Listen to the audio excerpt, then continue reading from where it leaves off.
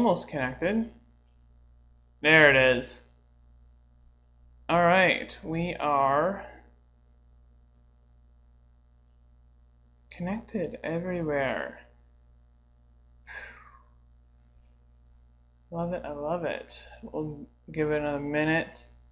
Let some more people get connected here.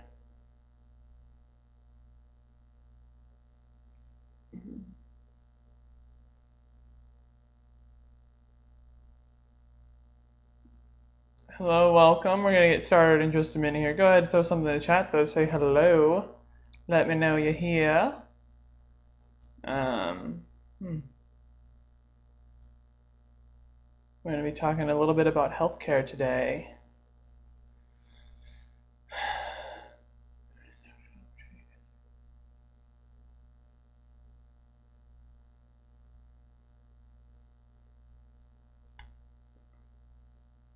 We're gonna very soon get going. I'm just reviewing some notes.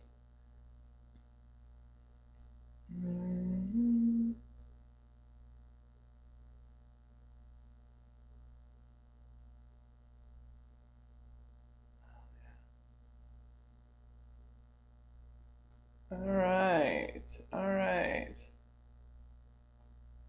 Yeah. Okay, so like I said, today we are talking about healthcare, just kind of a variety of things going on. As I've stated before, the United States needs to transition to universal healthcare. It's long past time.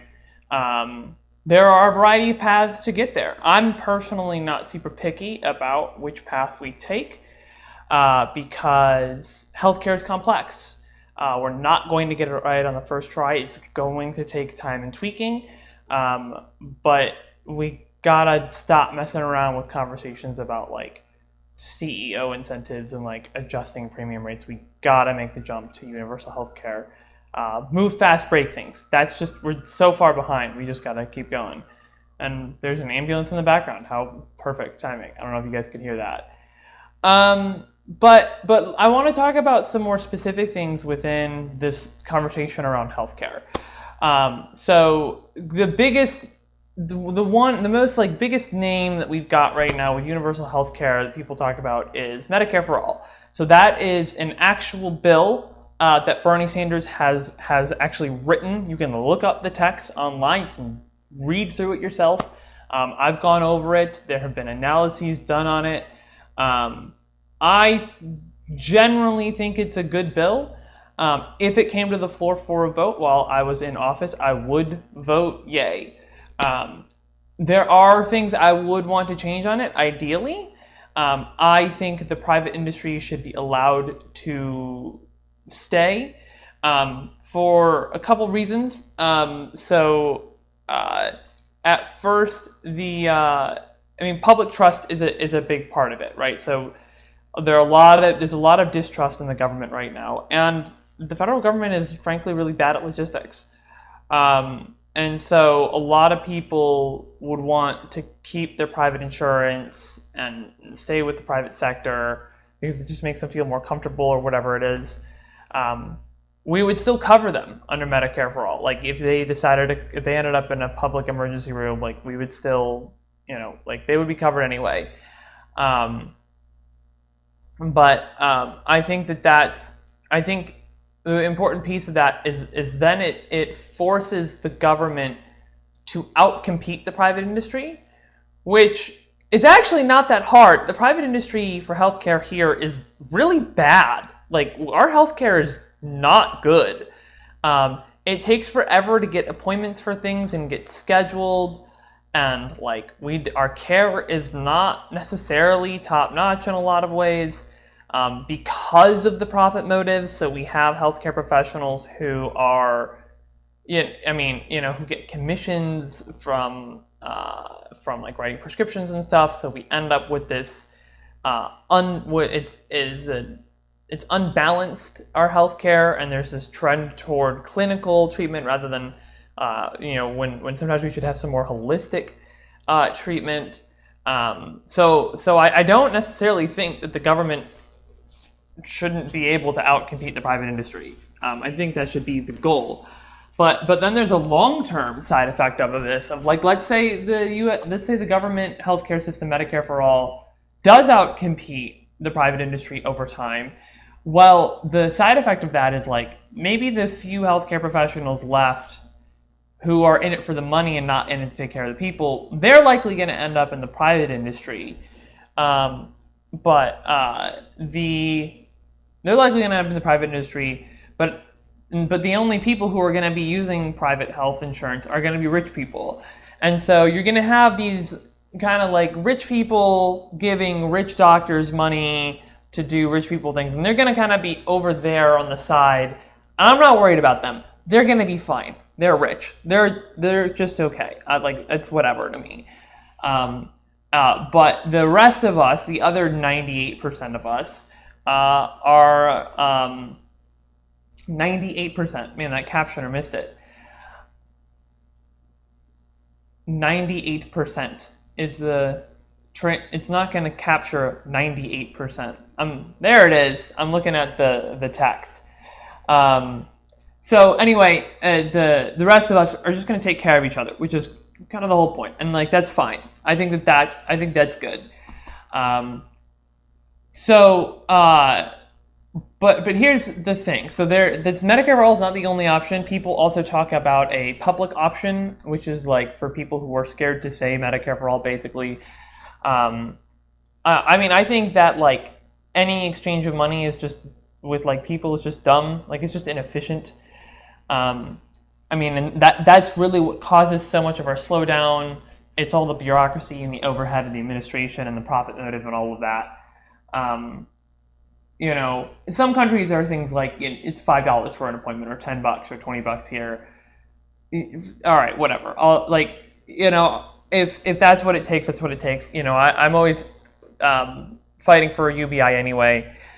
So there's public option. I know there's a bill. I don't remember what the number is, but there's another bill that's like the quote unquote gold standard for single payer that just sits kind of hangs out and never gets introduced. It's just there. And that's like a true single payer system, like ground up, complete change kind of thing, gold standard. I mean, like I'd be for any of these, right?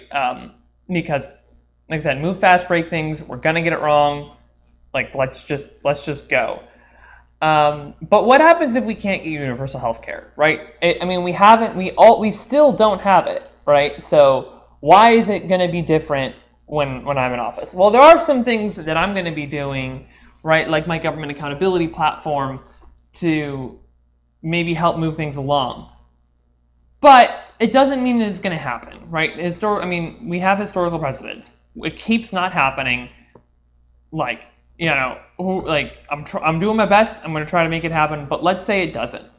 What else can we do, right? Like, you know I said I want to stop having these conversations about like CEO incentives and stuff. But like, there actually are some very tangible things that we can do at the congressional level to like actually make positive difference like in the health of the nation. So like so I'm just going to go over a couple of these like little things that make a big difference. We could extend price gouging laws to include prescription medications and insulin. That's really simple. Like there's no like real explanation there. The prices are out of control, and we already have a framework for price gouging, and there's no reason we can't extend that. I'd actually be really interested to look into the fine-tooth details of the existing legislation and see if maybe that would only take an executive order from the president to like the FTC or something, or work with the FDA or whatever, to use existing laws that maybe give them that power, and say, well, hey, you have the power to write these regulations, like just write them. Which is exactly what's happening with right to repair right now, and a whole bunch of other administrations, right? Joe Biden just sign an executive order encouraging a bunch of administrations to use their existing powers to, I'm going to turn this just a little bit, their existing powers to write new regulations for things that they've had the power to write for a long time, but just haven't. So like that would be huge, right? Bring down those prices. That would allow. I mean, that would save so many lives for people with diabetes. Just again, prescription. I mean, so medications. We take so many medications in this country. It's insane. Which also kind of brings me to a more holistic approach, which is. Well, there's a couple things actually. So shifting around our economic incentives, subsidies, tax breaks, to work toward increasing the amount of cheap, convenient, healthy food that we have, or at least moderately healthy food that we have, and pulling it back on the food that's less healthy. So, for example, like the beef that McDonald's uses in its burgers, like that beef is highly subsidized. So, like we could shift our subsidies away from factory farms and move it toward independent farmers, like local farmers, as well as like create programs of connection to help connect local farmers with each other, to create co-ops and to give them leverage against these factory farms. And then we can give them markets through food desert programs. So there are food deserts in urban areas and there are food deserts in rural areas. And that would actually be a really great way to work with these farmers and work with maybe co-ops, farmer co-ops, to fill in these gaps, these food deserts. So provide major subsidies for grocery stores, rural and urban, and connect them with these farmers and subsidize. That might even be a better way to do it. Rather than subsidizing the grocery stores themselves, we subsidize the actual supply chain to those food deserts. And so that is like another way I think that could be a sustainable way, to say, okay, well, we're going to subsidize local farmers, who are, at least the food that's going toward, these food deserts. And so now these food deserts can actually afford to have grocery stores again, which would be fantastic. But back to this point about cheap, easy, convenient, moderately healthy food. This is what they have in Japan. There's plenty of fast food in Japan, like unhealthy fast food, but people don't eat it because healthy options are just as cheap and convenient, and just as convenient. And that's really important here, is that the solutions need to be as convenient as the problems. There are absolutely ways, and I know that there's like a chain that's starting up in California that's like very intentionally trying to be very scalable. That is like fast food, like healthy stuff, and they started up kind of right before the pandemic, and they've actually like grown immensely through the pandemic, helping with like local food deliveries and stuff. And I'm super into that. So like there are a variety of approaches, but again, it's like, I think economic incentives make sense here. This is something that the private industry can handle, that like the private industry can innovate with. And as long as we, work with the FDA and we have the right guidelines about, what's actually like healthy or whatever, what options look like, we can create those subsidies, and economic incentives, whether it's through tax breaks or whatever it is, to grow those kinds of businesses, or to help with capital costs, or again, working with local farmers and subsidizing, moving toward those things. And there's part of their model is that they intentionally make the prices higher in wealthier areas to subsidize the prices in lower income areas, so that way they can drop the prices in lower income areas and maybe make less of a profit or even take a loss. But that's intentional. That's by design, and that's like the whole mission of their company. Now, there's always like profit motives get in the way and investors, and so I think that's one of the things that we can help to mitigate by putting government money into it is making that private investment less powerful over their operations, which would allow them to do that kind of stuff more. Of course, we need a government that's better at logistics, as I've been talking about. But I mean, this is another way we can do this. So those are just a few of the ideas. I'm trying to think what else I've thought of before. I mean, there's so many like little things that are like interconnected, right? I mean, looking at like mental health, of course. I went on vacation last week for like 4 days, basically, and I had such an incredibly positive improvement in my mental well-being over those 4 days. A lot of people could really use that right now, and a lot of people aren't getting it. And that's UBI would help with that, but mandatory, requiring paid vacation or requiring, I would go a step further and I'd say vacation without punishment.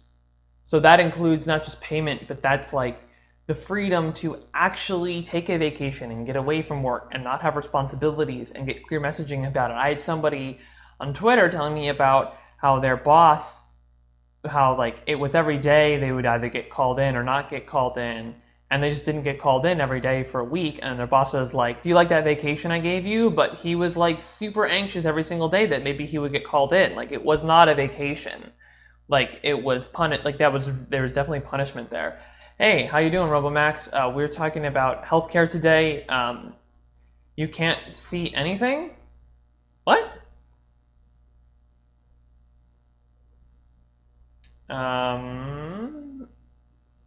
That's strange.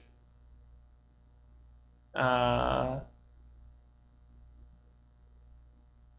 me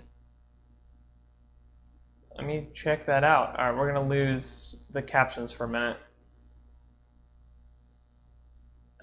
You're on Twitch, right? I feel like you're messing with me. Oh, damn. It's gonna ask me for my verification code. All right, hang on. Screen is black. Yes, I have restarted my browser. You can hear me. Okay, cool. Let me try to log into Twitch here.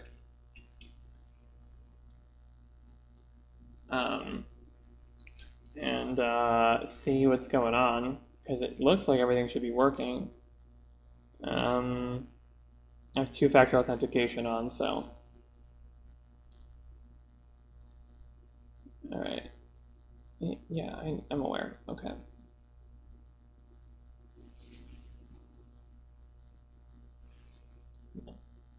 Come on.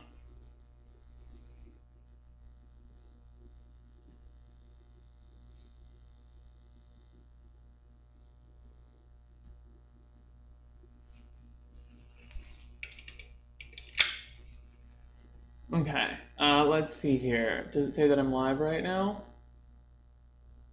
Stream manager.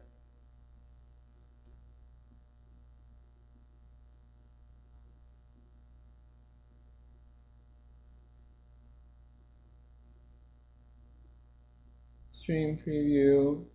You can see your chats. The video download was canceled. Please try again. Oh no. Oh no, that's not good. It says I was connected. That's not okay. Am I live on YouTube? Have I just been blank this whole time? This is not okay. Okay, it says I am live right now. View and live control room.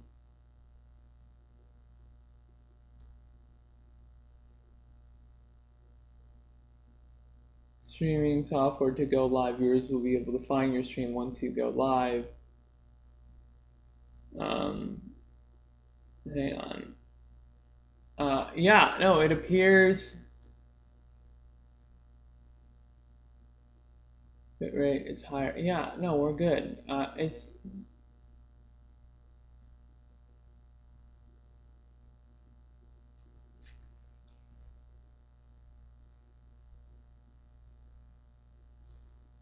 hmm.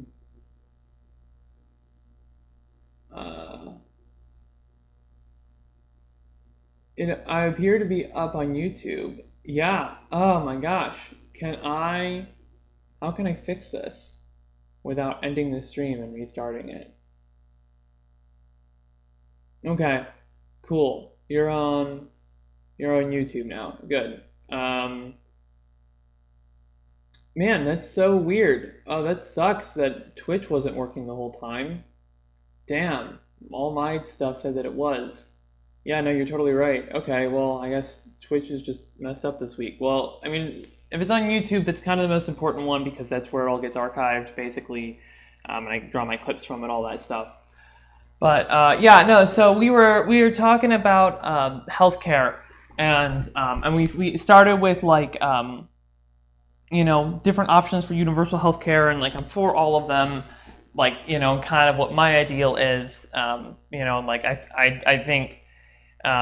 But then also, like, let's say we don't get universal healthcare, what other things can we do? And so I mentioned extending price gouging laws to insulin and prescription medication. Yeah, free healthcare is good, yes, and that's the preference. But even if that can't happen, there are some other things we can do. So extending price gouging laws to prescription medications and insulin, and maybe we could find other things within healthcare that we could do that with too. I was talking about creating subsidy or shifting our subsidies and incentives and tax breaks from factory farming to independent and local farmers, creating information systems to connect them with each other, to create co-ops, and then giving them markets through food desert programs. So both in rural and urban areas, there are food deserts, and saying, okay, well, we're going to have supplies for those. It's going to come from these farmer co-ops, and we're going to subsidize those, that supply chain, which will help to allow grocery stores to actually stay running in these food deserts. And we can provide all sorts of other subsidies, and also at the same time, like creating same kinds of subsidies and incentives for cheap, convenient, healthy or moderately healthy options. So you see an increase in price on like unhealthy fast food, and then you see an increase in healthier options that are just as convenient. That's really important, and we can leverage the private sector to help to create innovations in that space. I mean, having people with healthier diets is huge. Mandatory vacation without punishment. So that's not just paid vacation. You would like a mixed system like in the UK, for example. Most jobs here in the UK include private healthcare, but nearly everyone does the universal option. Yeah, and that's what I was saying too, is like I would prefer to allow the private industry to continue existing, to force the government to outcompete the private industry, but then you kind of end up at the end of that with this like small private sector that's made up of like healthcare professionals who are not in it for the help for taking care of people. They're in it for the money, which is not a lot. I'm not saying that's most healthcare professionals, but they'll still exist. And they'll just be with rich people, and I'm not worried about them, and they go off and they do their own thing, and I don't care about that. And the rest of us are going to take care of each other. And there's another cool thing that the NHS does in the UK that I think we could also really leverage here with a universal, with some kind of universal healthcare system, which is that when like there's new medical tech coming online, the government takes a bid and says, in the private sector, and says, whoever can create this version of this new medical tech at scale like the best version of it for the lowest price. We will give you a monopoly over the market for 3 years or whatever it is. And so like major incentive for these companies, for the private sector to invent like a domestic solution to a problem, to like a medical problem. Like you get the efficiency of the scale, you get low prices, and like you get all the innovation that you get from the private sector, right? So people all the time sometimes get mad about like public-private partnerships, but like if done right, they can actually go really well, but they have to be done right. And so we could do similar things to that. So you say you are German. You moved to the U.S. when you were like 6, and then you moved to England when you were in your late teens. Yeah. Okay. So you moved around a little bit. So you had some experience with American healthcare, which is obviously not amazing or not fun. And really awful. Like our healthcare here is not good. Like there's not enough not enough of a holistic approach to health about like, okay, well, we need to reduce our sugar consumption. We need to have more routine and consistent sleep. We need to allow people, including teens and children, to sleep in later before they go to school. Is ridiculous how early we make them get up. We need to, what else? Sleep, sugar. We shouldn't rely so much on prescription medications. I mean, diet and exercise and these are huge things we can do to massively decrease the burden. Oh, the other thing I wanted to talk about with this, student loans, right? Everything's interconnected. So many people don't go into the healthcare profession because it's too expensive, and it's just hard, or they leave the industry because it's just so taxing. We don't make it easy. I was talking to my physician, a new physician when I moved to Austin, and I was like, I mentioned, I was like, I was spending so much time arguing with insurance companies. She's like, oh my gosh, I wasted my degree. And that's true. That's the reality, is like, why are we making healthcare professionals, spending all their time arguing with the health insurance companies? That's ridiculous. They should be taking care of people. That's what they're there for. It's a ridiculous administration, bureaucracy. It's absolutely insane. And also giving them the tools and the information that they need to actually do their jobs.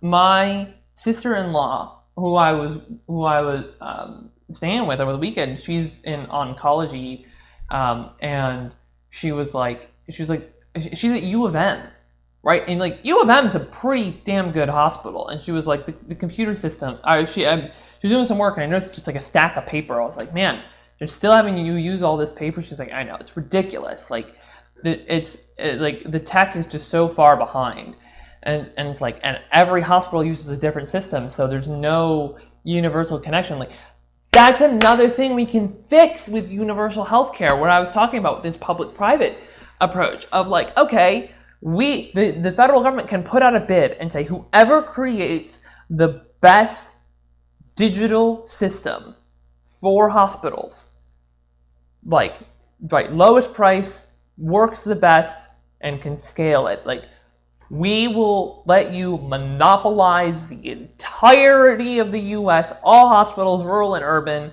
use the exact same electronic system and connect all of the information together, and you get that for 10 years, or whatever it is. Like, man, that would be huge. This is exactly what the private industry is good at, right? Like the tech sector in the U.S., you give them that kind of incentive, we will get an amazing solution to that problem. We don't have to rely on the terrible logistics of the federal government. Like, there are ways to do this. We can make this happen. Another thing, like I mentioned, rural hospitals shutting down left and right. We can just subsidize rural hospitals and the salaries of those healthcare workers, right? We say if you work in a hospital in an area with a population density under a certain amount, then the federal government will just tack on X number of dollars onto the check of every of every hospital worker. And then again, looking at supporting healthcare workers, this is something I've talked about before that also applies to soldiers. It applies to police, and so many in the private sector. If you experience something traumatic and you ask for help, you can lose hours, you can lose pay, you can get demoted, you can get fired, you get punished in all sorts of ways. There's lots of toxic culture around getting the mental help and therapy and treatment, and we can just write a law saying, just outlawing that, no punishment ever for saying that you need help after experiencing something traumatic. No, I am not worried about abuse of that program, of that system, because like I said, the culture is already so messed up about it. But at least a compartmentalization, which is kind of what enables police to do terrible things, is once they clock in, they're not human anymore, because that all gets separated off, and when they go back to their normal life, they don't have to think about it anymore, because it's just a self-defense mechanism, and we don't support them in that way, right? But healthcare professionals, similar thing. You can't tell me you don't experience traumatic things in healthcare. You watch people die all the time. It's just a lot of suffering, and so address canceling student loans at the same time as making all public education, I should say, but public colleges and universities free, and helping to create more incentives for more people to go into healthcare of all kinds, right? And that includes mental health care, right? That includes psychiatry and therapy. Also, we need to take another look at therapy, because there are a lot of people leaving therapy for life coaches, and I'm glad the life coach thing is there, but this is a bit of a crisis that's happening in therapy right now. Is that people are doing that, and the reason is because therapy, traditionally, has been you don't answer the question, you try to get your patient to answer the questions that they ask themselves and find their own solutions, so that way they own them. But sometimes people just want answers, man. Sometimes people are just I thought about this a lot and I don't know what to do, and I just want somebody to tell me what to do, and that's going to be easier. And that works for some people. So that's another thing we need to take another look at. And so I'd love to fund basic research in that kind of thing. Therapy is just getting worse and worse and worse over the years. That's so interesting to hear. People definitely talk about finding a good therapist. I'll tell you, it wasn't until my third one that I actually had somebody who was good.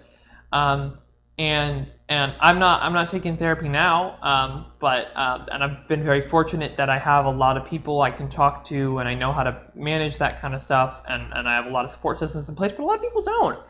And we have something systematic and structural in place would be good. But yeah, I think that's a way that the government can help with that problem, though. It's funding basic research in mental health care, there's absolutely a lot of research that can be done in that space, and reviewing of that, and creating independent certification programs. You don't necessarily need to go to college for it. Finding other ways for people to become counselors or whatever it may be, I think could be really helpful, rather than forcing people to go through what I think is a very outdated secondary education model, which, by the way, is problematic the world over. Secondary education is,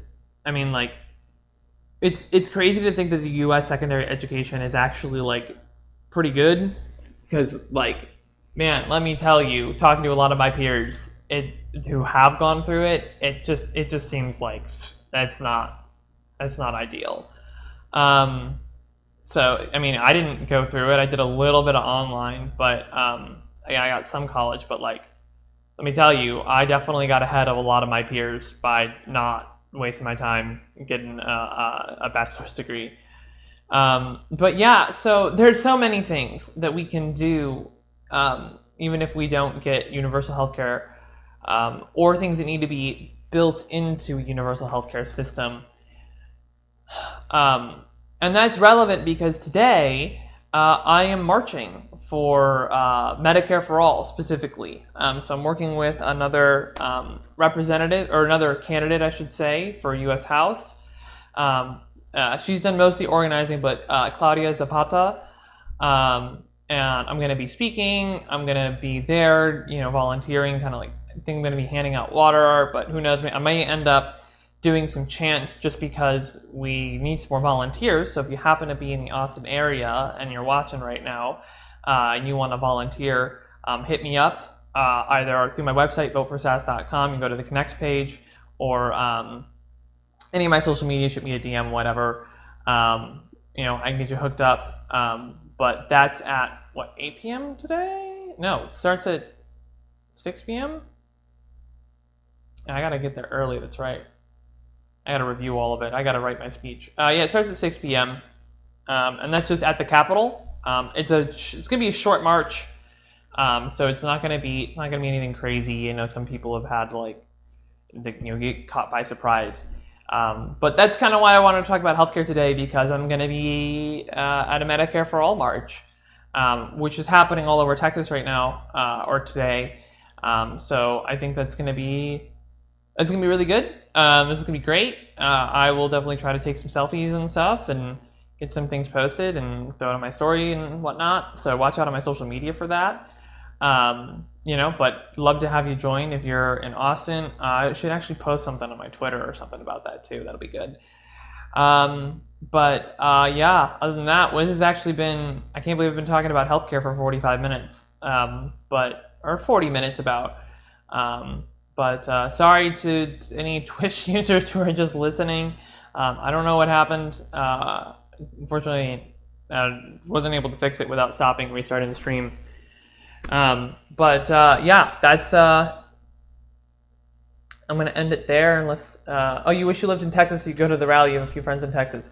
Yeah, and there was there's a March for Medicare for All this last Saturday, but like I said, I was on vacation, and I really needed that time. I'm really glad I took it. I hope, I want to create a world where more people can take that kind of time, to take care of themselves.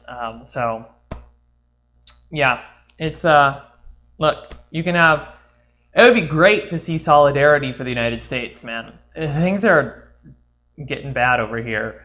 My God, before I go, let's talk about vaccinations. Oh my gosh.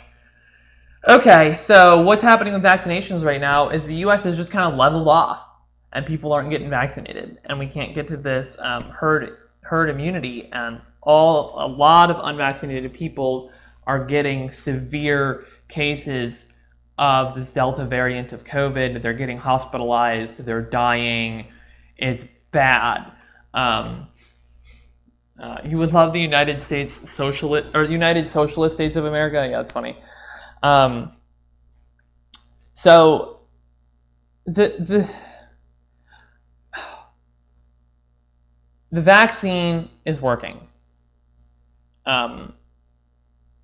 Straight up, it is.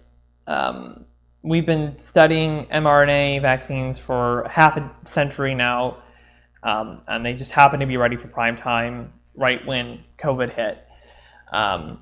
And there's a ton of money poured into it. And I get people are worried about the long-term effects, but the long-term effects of COVID are unknown too. It's very clear that that's more severe. This disease is brutal. It's brutal. And so the question is, why are people not getting vaccinated? There are a variety of reasons, but really what it comes down to is a lot of people don't trust the government. And for good reason. The government, the U.S. federal government, has openly lied to the American people over the last year and a half. The U.S. government's been lying to people a lot for a long time, but it started with the masks kind of just went from there. The public trust has been lost.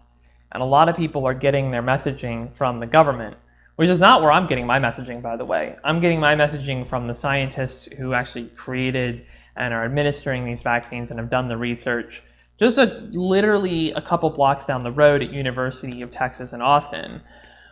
That's where I'm getting my messaging from. And from the beginning, the messaging for me has always been, yeah, just like every other vaccine, it's not perfect. It's not 100%. It has a percentage of efficacy rates over 90%. It's really good, but it's not perfect. You can still catch it. It can still give you symptoms, but it will reduce the severity of the symptoms, but you can still spread it.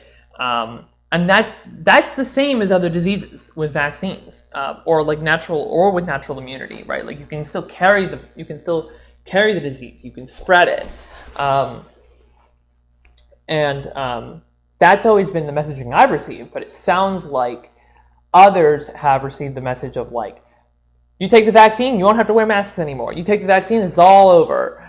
And that kind of like extreme rhetoric or whatever, I don't want to call it extreme, but like this kind of just like, get the vaccine and it's all good. Like this, like that's not accurate. That's just lying to people. And honesty is the best policy. If you and now we're seeing the backlash because the CDC is trying to tell people who are vaccinated to mask up again, and there's a lot of resistance. And I don't think these lockdowns aren't going to work. Mask mandates aren't going to work. People aren't going to listen to this anymore. They're done. They're past it. People got the vaccines, and there's ridicule from anti-vaxxers about it, and it's like it's effective for people, and also there's this problem. Yeah, the CDC has really been dropped. Like in a lot of ways, the CDC has dropped the ball with public messaging, and it's been very unfortunate. Like because it's really harmed a lot of things. It should never have ended the mask mandate, and I said that when it happened. I was like, mask mandate should not have ended. Like first off, that was coming from an attitude of physical health, not mental health. Of like, there are a lot of people who get anxiety being around people who aren't masked up still.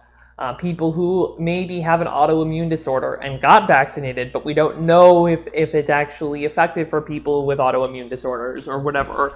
Right, and so like the public mental health should have cut the mask mandate, and now it's backfiring even more because now they're trying to reinstate it and people aren't listening.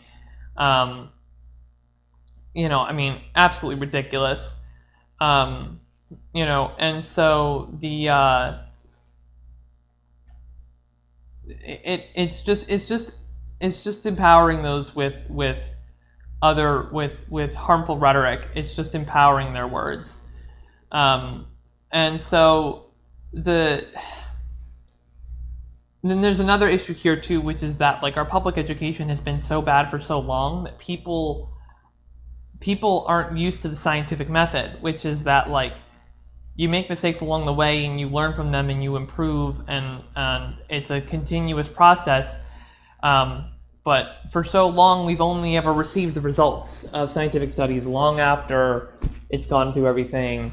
Science communication just hasn't been good about, well, here are the failures of the process along the way and the negative sides of things, and there's profit incentives with journalism, with like publishing and scientific journals that are problematic and cause bad studies to come out, or an over embellishing of results.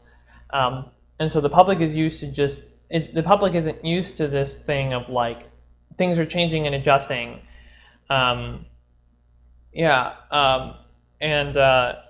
private schools here aren't necessarily all that great either. Some of them are, but it's more the alternative schools. That's what seems to be more effective here, at least these days. And that's new. Alternative schools have really come a long way in the last 15 years. There's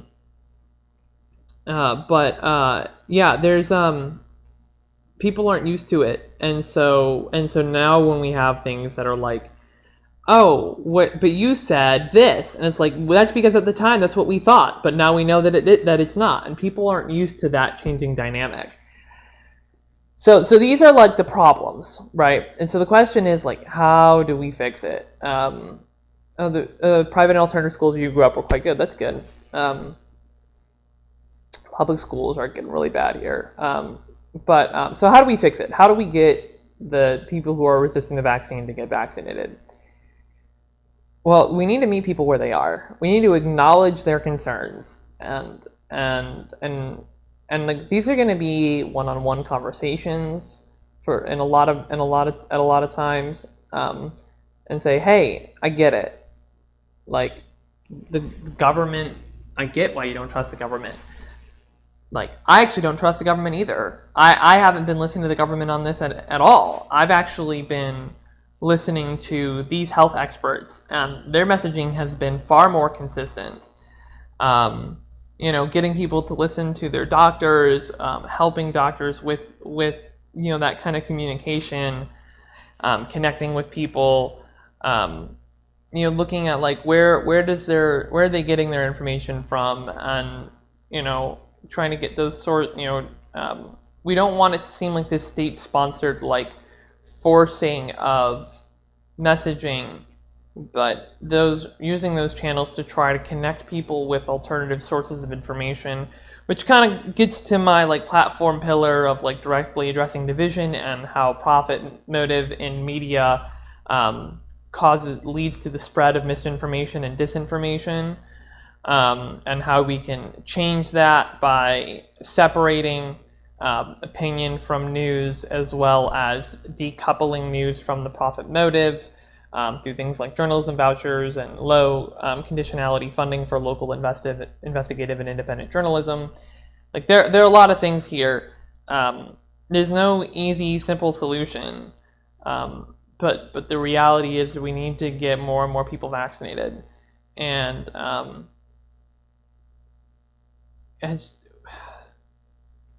man, I really thought, I will say, I did think the vaccine was gonna. I thought the vaccination hesitancy was not gonna be 40% of the country or 30% of the country. Like, it's 30% here. I didn't think it was gonna be 40%. But also, communities who don't speak English, that's a big thing. Language barriers, language justice. I mean, everything's connected. Maybe people who think it's going to cost them money, like the vaccines are free everywhere, but there are people who don't know that. And if we had universal health care in the first place, then maybe people would expect it to be free. Ensuring that people aren't asked about citizenship status or whatever, or aren't punished for it. You don't need insurance to get vaccinated.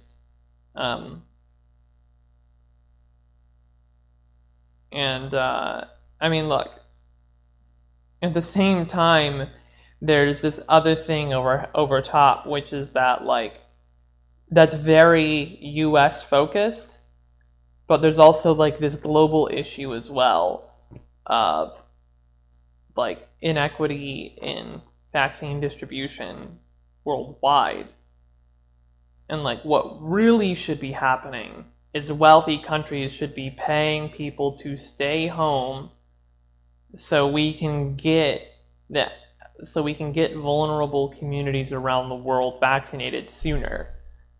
That's what should be happening. That should be a worldwide effort. That is not happening. Like, that is an even better solution right now, is like, let's keep hunkering down because we can, because we have the resources and the infrastructure to do so. So we can help out the whole planet, because we need to get the whole planet. We need to get the whole planet on board, or we need to get the whole planet vaccinated, and we need to take care of the most vulnerable communities everywhere. So, yeah, that's like, there's so much. It's like there's just layers and layers and layers of like, here are the little things we can do. Here's an even better. Here's something that's even better. Here's something that's even better than that. Here's something that's even better than that. And we're not doing any of it. man. I mean, we've and now we're seeing numbers spike. Austin's now at level 4 out of 5, because the rates are just jumping up so quickly. I mean, this Delta variant is insane, dude. It's ridiculous how aggressively it's spreading. I mean, it's just absolutely absurd. So yes, there is your doom and gloom for the day. Again, I am marching today for Medicare for All in Austin at the Capitol at 6 p.m. You can just feel free to show up. But if you want to volunteer, help pass out water, or lead some chants, shoot me a DM. I'll probably throw something up on my social media today about that. But other than that, if nobody else has anything else they want to talk about, I'm gonna go ahead and end the stream, and maybe hopefully I'll see some folks at the march today. All right.